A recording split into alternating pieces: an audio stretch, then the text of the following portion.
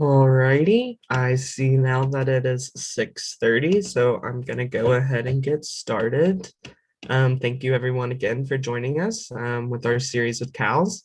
My name is Will Stafford. I'm the AmeriCorps Direct member at the Arkansas Hunger Relief Alliance, and we have Jasmine again, but now she is not an AmeriCorps member anymore. She is now the Be Mighty specialist at CALS. So yeah, but she was still kind enough to be my chat moderator for the night. But yeah, so with that being said, we'll go ahead and get started. And today's topic is drink to your health, tasty lower sugar choices for kids and caregivers. And as usual, it's just gonna take my laptop a second to get going as I try to switch to the next screen. So please bear with me for a second. There we go. Okay, so expectations, please participate by chat or with video or audio. You definitely don't have to by audio, but since we don't have very many people, feel free to. But I do ask that you please mute when you're not speaking. That way, there's no background noise or anything. I know this says that this meeting is not recorded, but this meeting is being recorded. So I just wanted to make that straight. Sorry, that was left over from a previous class. And again, this change your full name for attendance doesn't matter. That was for a previous class too. But just to get started, I have a question for y'all. What is you or your child's favorite beverage? Please feel free to chat those in. We want these to be as conversational as possible. So there'll be questions throughout the presentation. So yeah, feel free to participate however you'd like as we do that. But some of the things that we'll do today while y'all are chatting that in is understanding how sugary drinks can impact our health, learn about a variety of healthy beverages that you can make at home, and also practice identifying sugar on the nutrition facts panel. Jasmine, do you want to go ahead and read some of those chats? Yes, so we've got one response, tea, Earl Grey, hot, and iced tea. What's your favorite drink, Will?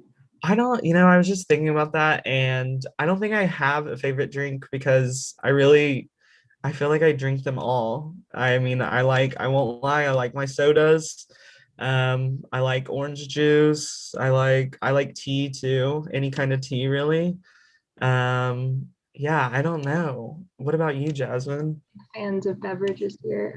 We got another comment about more teas. Favorites are mint green, mint oolong, milk oolong, and jasmine green. Also love tea. I also love, warm beverages are great of any variety. Lattes in the mornings are nice. But yeah, also love orange juice. Apple juice is one of my favorites. Yeah, I don't know. Beverages are one of those things that it's kind of hard for me to pick one because I feel like it also changes a lot by the seasons too. I don't know. Maybe that's just for me, but okay, I will move on now. And of course, we're gonna have trouble with, okay, there we go. Let me make sure. Okay, so here are some more questions. What beverages did you buy this week for yourself and for your kids? Which of these drinks do you wish you or your kids drink less of, more of, and why? Please let us know in the comment section, and I will move on to my plate while y'all chat those in. But yeah, as usual, we start every presentation with this graphic of my plate. It's not super relevant to today's lesson since we're more so talking about beverages, but I think always just, drawing attention to the fact that fruits and vegetables are supposed to be about half of what we eat. Definitely something that I am trying to strive for every day. Just adding slowly more fruits and vegetables to my diet because I do think I tend to sometimes, go too hard on the grains and the protein. So trying to balance that out has been something that I've been working on, and I think it's getting better. But yeah, so and I just really like this because I think usually we were taught the food pyramid, but I think this is a better representation of just, how much of what we're supposed to be eating. Yes, Jasmine. I just meant to add to your comment about fruits and vegetables. Drinks can be a great way to get some fruits and vegetables. Absolutely. And I'm sure that I've talked about smoothies before in some of these classes, and that will be another part of today. So, yeah, smoothies in particular are a great way to add some fruits and vegetables into your diet, and even some drinks that you can make is a good way to add some fruits. Um, Okay, so how can you tell which drinks have more sugar than others? So we're going to be looking at how to read food labels, and I'll try to, kind of point out things that are more specific when looking at beverages. So for instance, one thing really important is serving size. Um, I think like examples are Gatorades. A lot of Gatorade bottles sometimes might have more than one serving in it. So that's something to always keep an eye out. If you're going to drink the whole can, which is, fine. But if you just want to keep, kind of an eye on how many servings and how many calories are in each product. Yeah, serving size is really important to start at. And then always looking at calories tells you how much energy you get from one serving. And then, for example, with beverages, it's going to be really important to look at sugars. A lot of beverages will have added sugars in them. So that's something that we'll practice looking at. But yeah, and then you have your percentage of your daily value. And Jasmine, what were those numbers? If it's 5% or like if it's lower than 5%, it's considered low daily value. But if it's 20% or more, it's considered high. And then 5% to 20% is considered like a medium percent for your daily value. So that's something to keep in mind. We also will had a comment or a question about thoughts on commercial vegetable drinks like V8, and I was writing out a response, but I figured we could just speak it. Mhm. So as a general rule of thumb, we kind of like to say that all drinks are totally fine and have their own place within our diets. Like even sodas, some days you're just really craving a soda. It all really depends on the nutrition facts and the ingredient list, and kind of just what else you've eaten that day, that week, what you need in your diet, whether maybe like you've been missing out on some fibers, so you're going to add some spinach in your smoothies, or maybe you need some of those veggies from the V8. So yeah, just it's all based on the ingredients and the nutrition facts. Will, do you have anything you want to add to that? No, I mean, yeah, I think you pretty much said everything. Like I don't know specifically on V8s, but I think just, kind of with doing this exercise and knowing how to read a food label for whatever beverage it is, I think when we think of beverages, the main thing really are sugars. So and I wouldn't think that there would be like a lot of fats in V8 or something, but maybe that's something to just keep an eye on. And with fats, it's we just want to kind of limit the amount of saturated fats and try to avoid trans fats at any cost. But yeah, I can't comment specifically on V8, but I think that or drinks like that. But yeah, I think the biggest thing when looking at beverages is looking how much added sugars and things like that. And that's, kind of just a base for any beverage that you might come across. And we got a comment. There's probably some sodium in the Hmm. because vegetables, but yes. Yeah. Definitely. Yeah. Sugars and sodium are really going to be some of the most telling things when you look at a nutrition facts label. So I'd say just, kind of training yourself to always pick that out. Will tell you kind of whether any beverage or any beverage is fine, but whatever you're looking for, just so you have the knowledge to turn it around and know what you're buying. And so here this kind of goes with the added sugars. So sometimes unfortunately it's not just labeled sugars in the ingredients. There's a lot of different terms that producers might use. One of the biggest ones is high fructose corn syrup, and I think pretty much like every soda just about says high fructose corn syrup. Maybe I'm wrong on that, but I feel like I remember turning around Coke bottles all the time and seeing high fructose corn syrup.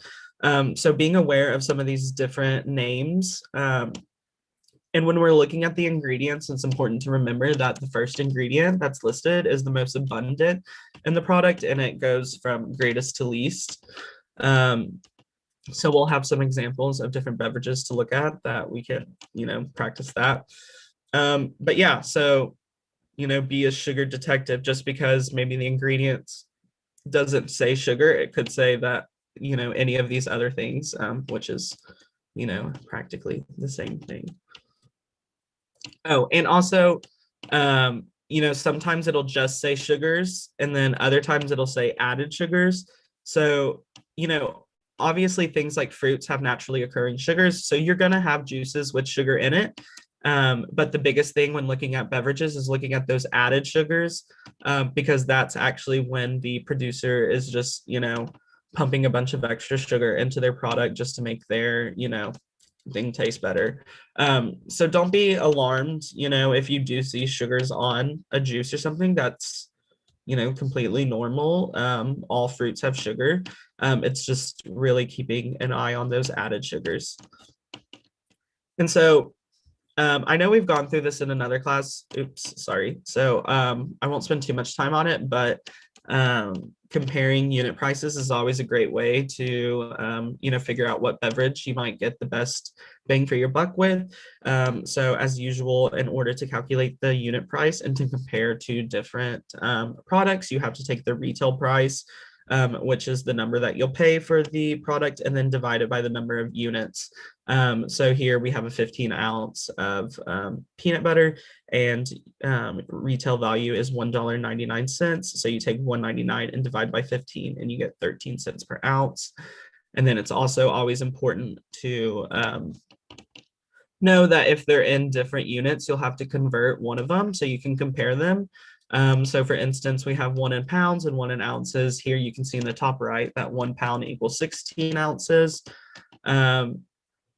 Sometimes I don't remember that necessarily off the top of my head. So if you're ever trying to do a conversion, just Google it or something. That's usually what I have to do. But a general rule of thumb is that you always want to convert from a product with a larger unit and convert down. So for example, in this one, pounds is larger than ounces. So you want to turn the pounds into ounces, because if you tried to turn 10 ounces into pounds, you would just get like a really small decimal and it would make it harder to compare. But so for instance, here you have to do 5 pounds times 16 ounces, which gives you a total of 80 ounces. So then you have food A in 80 ounces and food B in 10 ounces. And then you just divide the retail price by the ounces, and that'll allow you to compare them. But now we have a few examples of different products that you might see in the grocery store when it comes to beverages. So this is an example of low-fat milk. You can see the unit price, $8.72 per gallon, is pretty expensive. Milk is generally pretty expensive. So, that's something to keep in mind. I think like sometimes people get caught up in that, like milk is, I don't know, and is like a necessity when it comes to, a beverage that you're supposed to be drinking. But sometimes, if it's too expensive for us, that's fine. There are plenty of other, generally when we think of milk, we think of that it gives us a lot of calcium, which is true, but orange juice gives us a lot of calcium too, which is generally cheaper. So that's just something, to keep an eye on. But here we have low-fat milk, and you can see that there are no added sugars. Generally there will be, more added sugars in something that might be like 2% or, whole milk. But, based on whatever milk you drink, and if you're wanting to kind of, make a transition to low fat or skim milk, we recommend not, dropping from whole milk to skim milk all at once. Feel free to kind of take your time, go to 2%, then 1%. And sometimes even, mixing some of those together. Like if you're not quite ready just to make the jump to 1%, you can mix, 2% and 1% together. Especially with kids, I think sudden changes can sometimes be, scary. So if this is something that you're looking at, yeah, we recommend just, kind of making slow. And I can't read the ingredients because the little Zoom bar is, Jasmine, what are the ingredients for this one? These are low-fat milk, vitamin A, and vitamin D3. Okay. Yeah, so not really much other than, just milk. We already saw that there's no added sugars. So yeah, and then here we have another example of chocolate milk. So this is $14.40 per gallon, so even way more expensive than this. So, I think with chocolate milk, sometimes it might be easier to make our own chocolate milk. If you buy whatever milk you want and you have the powder or just the syrup or something, that's generally going to be a lot cheaper, because whenever the producer is having to do more work, so in this case they're turning their milk into chocolate milk, it's going to cause the unit price and retail price to go up. And although this says fat-free milk, you can see that the added sugars is 10 grams in one serving and 20 grams for one cup. So that's 20% of your daily value. Of course, that's due to the chocolate. So that's, kind of, that's going to happen if, you get chocolate milk. So just keeping an eye on that is always important. I'm sure there are plenty of different options where some have less added sugars than others. So yeah, that's something to keep an eye on as well. And then also in the ingredients, yeah, you can see fat-free milk is the first one, and then sugar is the second one. Jasmine. Oh, I just wanted to say that this is also, it shows you the serving sizes per container. So the serving size is 1 cup, but in the actual container, there are 2 cups of milk. And I don't know about y'all, but I generally would not stop halfway through my carton of milk. I would probably be drinking the whole carton. So that's about 40% of just added sugars. Exactly. And so, yeah, that just, perfectly kind of illustrates how it's important for us just to make sure that we're reading the nutrition facts label, looking on how many servings are in each product whenever we're buying them.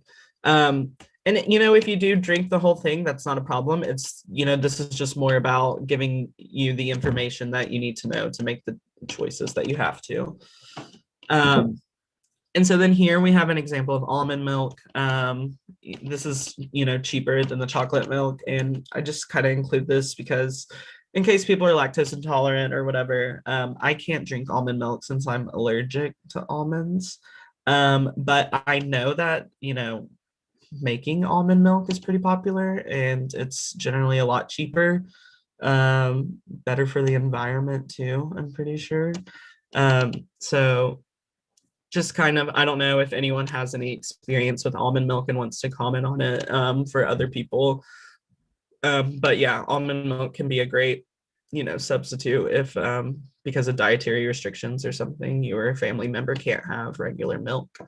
But yeah, so if y'all have any questions or comments about how all those milks compared or something that you were surprised about, please feel free to chat that in. And then I'll move on to the next set of examples, which are some juices. So here we have a mixed berry juice. Unit price is $5.58 per gallon. This is 100% mixed berry juice. We can look at the ingredients. We see apple juice, pear juice, grape juice, and raspberry juice. You see there's no added sugars or anything. So this would be a really good option, if we were shopping for some kind of juice in the grocery store, compared to this cranberry cocktail, which it is a little cheaper, not by much, but it's $5 per gallon.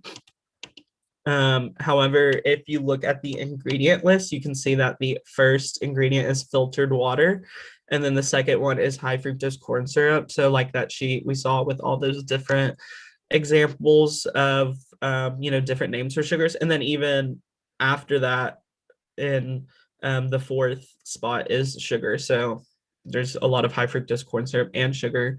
And then yeah, if you come up and look up here, includes 8 grams of added sugars. So that's 16% of your daily value.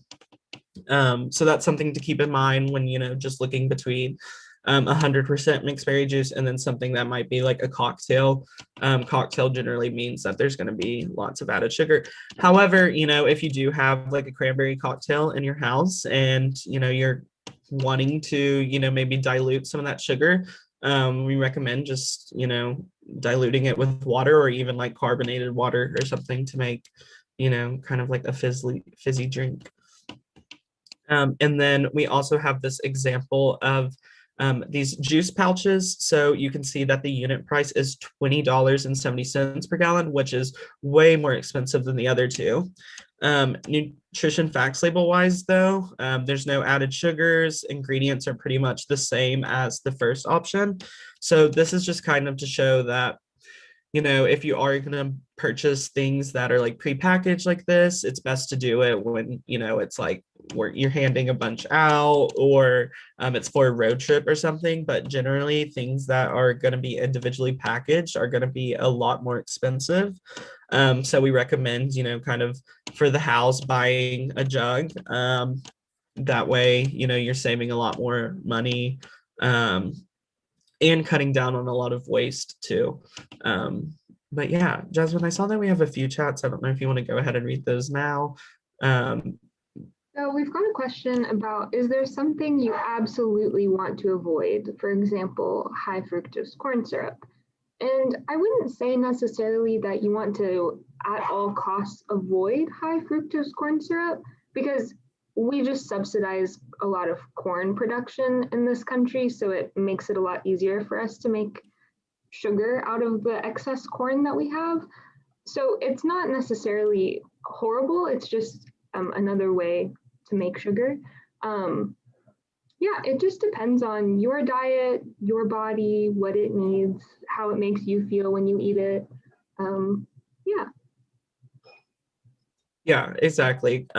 It's not like, obviously, like I still drink plenty of things with high fructose corn syrup. It's just, kind of about, training yourself to look for those things. There's something else I was going to say, and now I kind of forgot. Training yourself to look for them because they're bad things. Just training yourself to look for them so that Exactly. You're in the know with yourself, your body, your food. And like when we think about beverages and stuff, like having a Coke every once in a while is not, a bad thing or going to hurt you at all. We really, it's more about in the long run what is, the majority of the beverages that we're taking in and stuff. So, if you are someone that drinks a lot of sodas, don't feel like you have to just stop drinking them all at once. Small changes I think are really the best way to go. But yeah, I'm starting to get a little low on time, so I'm going to move a little bit faster through these next parts real fast. So here's an example of a Coke. Unit price is $9 per gallon. So yeah, it's definitely more expensive than the juices. A little bit more expensive than that normal milk that we had at the beginning. But if you come over here and just look, that for one serving is this whole bottle. 55 grams of added sugars is 110% of your daily value of your sugar intake. So sodas definitely do have a lot of sugar. Again, I still, sometimes just have to reach for Coke. So in no means, don't feel like, I don't know, sodas are bad, I can't have them at all. It's really just in the long run, or what are majority of the time, what are we drinking, is the question really to ask yourself. But again, ingredients number 2 is high fructose corn syrup. So and it's really, with the high fructose corn syrup, it's just knowing that that's another word for sugar, really. It's not, I don't think it's like necessarily any worse or any better than sugar. It's just, it's sugar. And so being able to point that out and stuff. And so then here is just like kind of an example of how many teaspoons of sugar might be in each drink. You see, like, Jasmine, what is that last one past the soda? I can't read it. Juice drink. Okay. Yeah, you can if you want to. From right to the left, we've got juice drink, soda, sweetened tea, energy drink, 100% orange juice, sports drink, vitamin added water, and water. Yeah, and so I think that one of the surprising things is that this juice actually has more sugar than the soda. So again, that's something, to keep your eye on. Juices can really deceive us sometimes. Also with like sports drinks and stuff. I know like playing sports growing up and stuff, everyone's I like really quick to like get, oh, you need a Gatorade or something. But I think like what I read is that it's not recommended to really drink Gatorades unless you're exercising for like 30 minutes or more. Water is usually fine. But I do know now that Gatorade offers a lot of different options with like low sugar um Gatorade beverages. And that's something that, just recently I was like in the gas station, just I wanted a Gatorade, and I was looking at the nutrition facts label, and I was just, I don't know, I was astonished by how much sugar was just in this one, thing of Gatorade. And I was like, maybe if I was, I don't know. I was like, I don't need that big of a drink. So I was able to find like a G2 or something, and they really taste the same. So we've got a comment about how Body Armor drink is a good alternative to Gatorade. We've also got some comments about some folks have been trying to search for less sugary alternatives or less high fructose corn syrup products. Mhm. Some of the switches have been ketchup and barbecue sauce. And we Yeah. got a good recommendation for a sugar-free barbecue sauce. I just wanted to share in case anyone is looking. G. Hughes sugar-free barbecue sauce. Awesome. Thank you. Yeah, I noticed that too with ketchup lately. Just reading it is that it's usually, yeah, a lot of times says high fructose corn syrup and not sugar. But again, yeah, just making sure you're keeping an eye on these things is important. And then, yeah, as I said earlier, we were going to make our way around to smoothies. Um, Big smoothie advocate here. Changed my life really. Not really, but I don't know. I just started kind of making fruit smoothies recently. Especially, I don't know, I'm not that hungry in the morning, so smoothies have been a really good way for me to, get something with good nutrition. And a solid meal in the morning. So smoothies can be a great, on the go kind of thing if you're running out of time in the morning. It allows you to add fruits, even sometimes vegetables like spinach. Yeah, it'll change the color, but it won't change the taste really. Frozen fruits are a great way to make smoothies. If you just have a bag of assorted frozen fruits, um, you can pull that out. And also smoothies make it a great opportunity for you to, ask your kids maybe what fruits do they want to include. But yeah, I'm running out of time a little bit, so I'm going to move on now. So what makes it challenging for you and or your kids to drink water or other healthy beverages more often? I know for me, sometimes I'm just like, I don't want water. I want something with taste. So, it's definitely something that I don't know, I, struggle with too, and I'm working on every day, just kind of just to drink more water, and kind of less of, some of the other beverages. Um, I don't know, every time I do drink the correct amount of water for the day, I always feel so much better. So this is something, yeah, that I'm definitely working on too, but I'm curious if any of y'all have other experiences with what makes it challenging. And then um, I think this is a video, or maybe it's not, but so I'll just quickly describe it though. But this raspberry lime fizz is, a really good option if you want something that's carbonated. Basically, it's just any juice. I think for this, it calls for like raspberry cranberry juice, and then just sparkling water and a lime. But really, this can be, kind of mix and match with any different kind of juice that you like, and then add some sparkling water or carbonated water. That'll kind of dilute, any sugars that there might be in that juice. And it also kind of, just gives you that carbonation that sometimes you need. And a kind of like a soda replacement. And you can add, yeah, fresh fruit to it, which is a great way to get more fruits. Okay, so if anyone has any responses to this. What ideas or tips have you used in your household to switch to lower sugar beverages, or which ones will you use going forward? Jasmine, there's a few comments. Do you want to go ahead and read those now and then I do the tips, or? Yeah, someone just mentioned squeezing a bit of lemon in your water. Mm-hmm. Mentioned having fruits. Yep, lemon, lime. Sometimes I like just adding like some like cut up strawberries to my water. Really, you can do whatever you want. You can make it as fun as possible. But yeah, so today's top tips are drinking more water and low sugar drinks can help your kids avoid tooth decay, cavities, and other health problems while also saving you money. You can make drinks at home with a few ingredients commonly found in the WIC package, and then make your own drinks at home together. It's an activity for you and your kids to enjoy and builds healthy habits. Here are our resources. We have the Cooking Matters app that has all of our recipes on it. It is only available for Android users. And then we also have cookingmatters.org/recipes, which if you are not an Android user, you can just, Google search or Safari for that. And then again, we have our Cooking Matters Facebook page. We have the Cooking Matters national page, but we also have Cooking Matters Arkansas. So feel free to go follow us on that. We advertise a lot of events going on and stuff, and sometimes share different recipes. So definitely a good thing to follow. And then also we have our Cooking Matters at Home guides.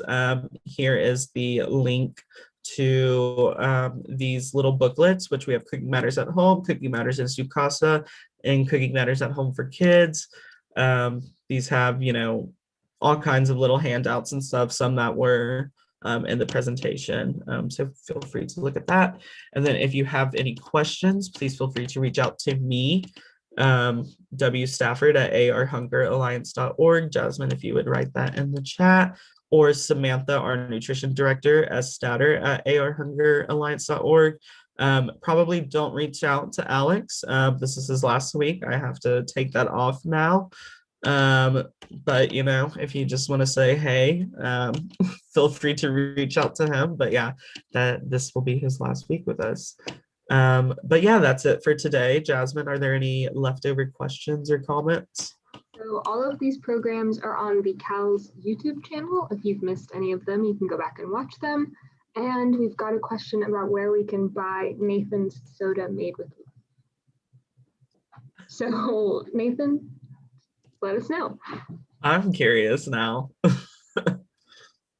Well, all right. If that's it, then thank you everyone for joining us again. I think we'll have our last class May, I don't know the day, but the second Tuesday of May will be our last class with this series. So yeah, again, thank you everyone for coming out, and I hope you have a great rest of your Tuesday.